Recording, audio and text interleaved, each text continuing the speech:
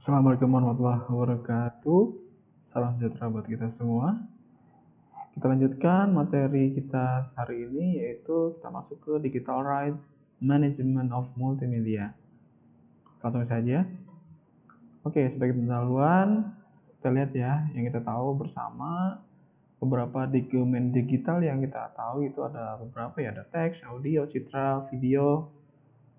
Itu dengan formatnya masing-masing, video MPEG, citra JPEG, MP3 misalkan, untuk teks atau TXT ini artinya macam-macam dari elemen multimedia, produk dari elemen multimedia. Artinya pada saat sudah terdistribusi, artinya tepat sama kalau digandakan, artinya tidak ada perubahan dari masing-masing multimedia, masing-masing elemen ini pada saat sudah didistribusikan. Itu ya, mudah didistribusikan, artinya apalagi sekarang sudah internet sudah sangat semua orang sudah bisa akses, artinya untuk kepemilikan dari beberapa dokumen ini bisa sangat mudah begitu dimiliki. Kemudian juga mudah diedit ya, pada saat sudah keberlanjutan setelah dimiliki, kemudian beberapa ini juga ada perlakuan berbeda-beda ya, ada yang beberapa juga akan dilakukan pengeditan atau perubahan, itu juga bisa. Dan artinya dari semua aktivitas ini terkait dengan dokumen-dokumen digital dari multimedia itu tidak ada perlindungan terhadap kepemilikannya. Ya, jadi susah. Artinya beberapa mengindahkan hal tersebut, baik dari sisi copyright seperti apa dan intinya seperti apa itu harus dirumuskan harusnya. Solusi dari semua permasalahan ini yaitu digital watermarking gitu ya. Ya, ini mungkin seperti ini penggambarannya dari sebuah digital marketing yang diterapkan pada media digital image. Ya, jadi kelihatan ini simbol copyrightnya sangat besar dengan simbol C ini copyright. Artinya si image ini sudah memiliki copyright protected. Ya, seperti ini. Nah, untuk bisa mendapatkan file aslinya, artinya belum yang tidak terdapat watermarking yang di sini, ya harus biasanya seperti ini harus berbayar gitu.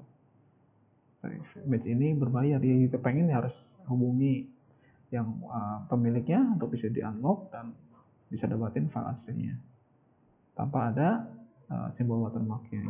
Ini cerita semula yang awal, kemudian diberikan watermarking dan akhirnya artinya di sini sebuah image atau citra dengan berwatermark. Oke. Secara watermarking di sini dari abad 13 ya, dimulai dari pabrik Fabriano, Italia membuat kertas yang diberi watermark dengan cara menekan bentuk cetakan gambar pada kertas yang baru tengah jadi. Nah, ketika kertas dikeringkan, terbentuklah suatu kertas yang berwatermark. Kertas ini biasanya digunakan oleh seniman atau sastrawan untuk menulis karya seni. Kertas yang sudah dibubuhi tanda air dijadikan identifikasi bahwa karya seni di atasnya adalah milik mereka. Itu ya cikal bakal dari sejarah watermarking gitu. Oke, jadi watermarking ini dianggap sebagai digital signature atau tanda tangan digital, atau juga disebut juga dengan sidik jari digital atau fingerprint dari pemilik yang sah atas produk multimedia tersebut. Begitu ya. Ya, rawan juga sih beberapa apabila kita tidak proteksi hasil karya kita terkait dengan produk-produk multimedia yang sudah kita hasilkan, itu rawan pembajakan. Sangat mudah untuk digandakan tanpa ada proteksi di dalamnya. Pemberian signatur ini sih salah satunya, yaitu di sini dengan teknik watermarking ini dilakukan sedemikian rupa sehingga informasi yang disisipkan tidak merusak data digital yang dilindungi gitu. Tetap ya, tujuannya adalah selain memproteksi juga, tapi tetap pada saat diberi proteksinya itu tidak merusak dari file asli yang dilindunginya. Tujuannya jelas, ini dilakukan penyisipan informasi disebut watermark ini adalah ke dalam dokumen digital untuk tujuan ya ownership atau kepemilikan, lalu copyright, jadi secara legal untuk dimiliki, lalu signature digital, fingerprinting juga, user authentication, dan content integrity. Itu tujuannya ya. Persyaratannya ada dibuatnya watermarking ada 3 ya, imperceptible, robustness, dan secure. Ya, imperceptible berarti watermark yang dapat dipersepsi secara visual. auditory karena watermark tidak boleh merusak. Gitu ya. Lalu business handle terhadap manipulasi yang ditujukan untuk merusak dan atau menghapus watermark. Jadi handle di sini. Lalu secure hanya pihak yang punya otoritas dapat mengakses watermark. Dalam hal ini akses yang bisa dihilangkan untuk bisa dapetin file aslinya lagi. Jadi gitu ya. Jadi dari 3 unsur persyaratan ini pada saat dibikin irisannya akan terdapat di watermarking positif dengan A. Oke. Media watermarking tergantung media yang di watermark ya. Watermarking ada beberapa jenis ya. Tadi ya dari keterangan ini ya bisa diterapkan semua dari teks, audio, image maupun videonya. Dari jenisnya juga ada secara visible maupun invisible. Kita lihat di sini ada contoh dari visible watermarking ya. Bisa lihat jelas ya, ini ada sebuah watermarking yang menandakan kalau ini sudah terprotected secara copyright. Oke, ini juga sama, yang sudah terprotected. Ada watermarkingnya di sini ya. Itulah kalau ini berarti mengganggu ya. Tapi biasanya ini hanya gambar kecil. Gambar kecil menunjukkan bahwasanya si gambar ini mempunyai hak cipta. Apabila ingin mendapatkan file aslinya harus biasanya membayar ya. Oke. Visible ya sama ya di sini pada saat di embed akan muncul watermarkingnya dan pada saat di remove dan hilang kembali. Ini sama ya juga. Secara konvensional biasanya orang sangat mudah memberi di digital watermarking di sini. Gitu ya, dengan label copyright ditempelkan pada gambar. Tapi banyak kelemahan dengan cara ini, itu tidak efektif melindungi copyright. Sebab label bisa saja dengan gampangnya dimotong atau dibuang dengan program pengolah citra komersil. Yang paling familiar misalkan Photoshop. Ini contoh dari gambar kelemahan ini ya. Contohnya seperti ini adalah original image. Kemudian sudah ditambahkan dengan label copyright di sini, kita tulis di sini. Lalu dengan sangat mudahnya dengan beberapa tools untuk bisa dihapuskan, yaitu dengan teknik cropping lah ya. Jadi pada saat di crop, artinya kita potong di sini, set, kita tarik sedikit, nah artinya hilang, ya, artinya label copyrightnya hilang. Nah, artinya kita yang dia bisa memiliki file seperti asli tanpa ada watermarking dengan kegiatan tadi dengan sebelum melakukan cropping. Ini juga sama, label kepemilikannya tulis di sini ya, pada saat dilakukan cropping sangat mudah hilang croppingnya.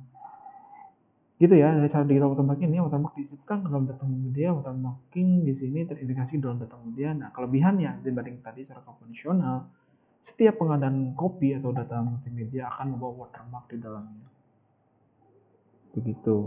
Watermark tidak bisa dihapus atau dibuang dengan sangat mudah karena sudah terembed di dalamnya. Nah, ini kita masuk ke stegonografi. Nanti kita lihat perbedaan antara stego dengan watermarking di sini. Itu apa sih kira-kira perbedaannya? Ya, stego jelas ya di sini teknik menyembunyikan. Ya, sembunyi. Ini salah satu cabang dari kriptografi karena dibilang menyembunyikan pesan. Gitu. Menyembunyikan, tapi menyembunyikan apa? Nanti kita lihat ya. Bisa juga pesan, bisa atau juga yang lain. Ilmu dari seni menyembunyikan embed informasi dengan cara menyisipkan pesan di dalam pesan. Jadi berbeda mungkin ya. Kalau stego ini berbeda dengan teknik kriptografi yang sudah kita pelajari sebelumnya.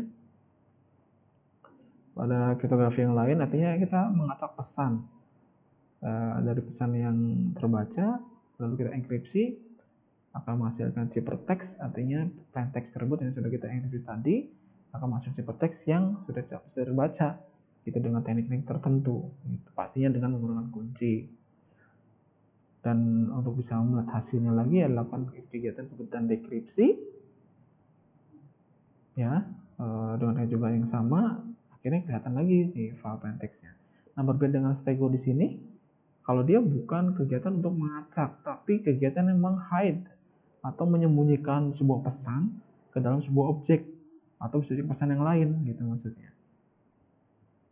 Gitu ya. Jadi ilmu atau seni menyembunyikan. Nah, ini bukan mengacak, tapi stego ini adalah teknik seni menyembunyikan ya, informasi dengan cara menyisipkan pesan ke dalam pesan yang lain.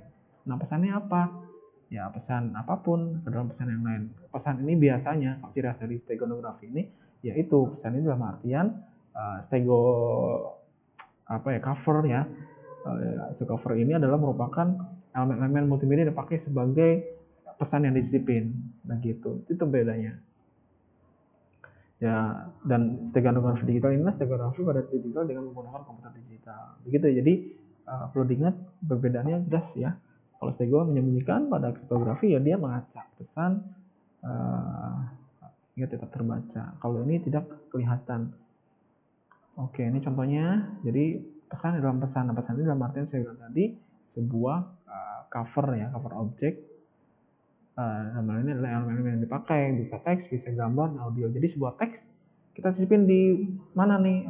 Bisa di teks, bisa di audio, video maupun gambar. Misalkan di gambar, sebuah teks kita masukin set ke sini.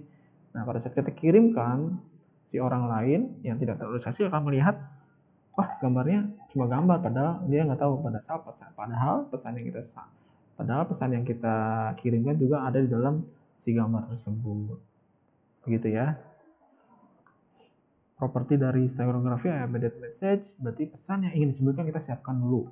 Pada saat sudah siap, kemudian kita harus menyiapkan cover object. Nah, ini tadi saya bilang cover object ada memanfaatkan elemen media yang ada ya, dari mulai teks, audio, video, lalu dimasukin ke dalam cover object ini si embedded begitu. Lalu pada saat sudah berhasil akan menghasilkan stego object, artinya sebuah cover object sudah disisipi di dalamnya ada sebuah pesan. Dan stego key digunakan untuk sebelum tadi memasukkan embed di dalam cover ini tetap harus menggunakan kuncinya. Jadi kunci ini juga untuk digunakan selain untuk masukin dari embedded message dari cover, juga untuk mendecrypt ya, untuk mengeluarkan kembali si pesan asli tadi yang ada dalam cover tadi ke dalam pesan aslinya begitu. Gitu ya. Jadi kunci yang digunakan untuk menciptakan pesan dan mengekstraksi pesan dari stego text. Kriteria stereografi yang bagus ya imperceptible, fidelity, dan recovery. Artinya tidak dapat dipersepsi, orang nggak kebayang kalau misalkan ternyata itu hanya gambar, padahal gambar si pesan tersebut ada dalam sebuah gambar. Misalkan yang di covernya itu adalah sebuah gambar. Lalu fidelity yaitu mutu cover objek jauh berubah akibat embednya. Ini kelebihannya nggak ada perubahan sedikit pun terkait dengan pesan yang disisipkan. Dan recovery ya pasti data yang sebenarnya harus dapat diungkapkan kembali atau di decrypt untuk dikeluarkan pesan aslinya yang disisipkan tadi. Nah, kriteria robustness ini adalah penting karena yang utama dari teknik steganography ini adalah tujuan untuk menghindari kecurigaan. Artinya lawan tidak menyadari keberadaan pesan yang disembunyikan. Nah, ini stego dan steganography sudah kita bahas. Kalau tadi kripto mengacak, kalau stego lebih ke menyembunyikan ya, kalau stego menyembunyikan si kontennya. Mengacak dan menyembunyikan si kontennya agar pesan tidak terbaca. Sedangkan watermarking ya jelas beda. Ya, watermarking hanya dari sisi kepemilikan, ya menghindari kepemilikan, tapi tetap di dalam juga ada teknik-teknik yang menyerupai dari kegiatan kriptografi ini. Oke, ya ini adalah perbedaan stego dan watermarking di sini. Bisa misalkan tanpa melakukan kecurigaan, aman deteksi, dan komunikasi poin to poin, media penambung tidak punya arti apa-apa. Jadi hanya teks biasa sebagai penghantar gitu ya. Kalau sudah di decrypt atau dikeluarkan file aslinya, dia hanya file foto biasa, misalkan kalau itu file foto. Sedangkan watermarking dengan tujuan melindungi copyright, kemungkinan kepemilikan dan fingerprinting. Tujuan utama itu ya. Watermarking adalah untuk perlindungan, sedangkan di stereografi mengirimkan pesan yang agar tidak menimbulkan kecurigaan. Jelas berbeda. Oke, dari sisi komunikasi juga berbeda, dia point to point atau peer to peer, one to one. Sedangkan untuk watermarking bisa satu objek bisa ke banyak orang gitu. Oke, ini jadi sama untuk stereografi dan watermarking. Skemanya seperti ini, sebuah citra diberikan kunci, lalu diberikan watermarknya seperti apa, lalu menghasilkan objek yang ditransmisikan. Nah, pasti ada serangan, dia bisa masuk atau tidak, lalu di decrypt, di ekstrak, watermarknya dihilangkan untuk bisa didapatkan kuncinya. Maksudnya dengan kunci harus untuk bisa mengekstrak begitu. Oke, ini ada tekniknya sama dari original work. Untuk yang stereografi, ya, sebuah lukisan misalkan ditambahkan dibuhi sebuah pesan, watermark embedder dimasukkan, lalu akan menghasilkan sebuah produk atau objek yang sudah disisipin pesan di dalamnya, lalu melewati watermark detektor dan akhirnya menghasilkan detected, artinya dari yang file tadi akan terdetek si pesan tersebut ternyata di dalamnya ada si objek tersebut atau gambar tersebut ternyata di dalamnya disip sebuah pesan. Oke ya, lalu ini terakhir aplikasi watermark ini memberi label kepemilikan ownership pada karya digital. Nah, contohnya misalkan di foto X-ray ya, di situ kan kelihatan nih siapa pasiennya dan sebagainya. Juga bisa melindungi si karya digital gitu ya. Ini paling banyak digunakan, cara copyrightnya seperti apa, mekanismenya dan sebagainya. Tamper proofing untuk memeriksa integritas si karya digital dan data authentication. Yang ketiga, untuk aplikasi watermark ini digunakan untuk fingerprinting atau mengotentikasi pengguna secara physically ya, dengan tujuan untuk misalkan distribusi DVD ya, kemudian mencegah pengadaan yang tidak berizin. Nah, pasti dengan teknik ini beberapa kegiatan pengadaan pasti tidak bisa dilakukan karena tidak berizin. Sudah diatur secara privacy protection. Itu saja yang bisa saya sampaikan untuk materi Digital Right Management of Multimedia ini. Sekian, terima kasih. Saya Heri. Assalamualaikum warahmatullahi wabarakatuh.